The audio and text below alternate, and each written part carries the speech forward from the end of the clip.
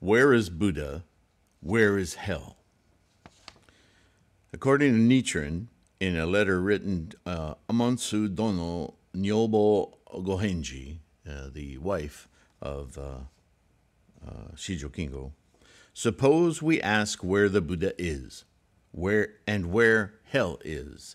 Some sutras state that hell is below the earth, while others state that the pure land of Buddhas is in the west. But the explicit truth is that both hell and Buddha exist within the 5-foot body of ourselves. It probably can be said that hell exists in one's mind when he despises his father and neglects his mother. As the seed of the lotus brings forth its root and flower, we have the Buddha in our minds.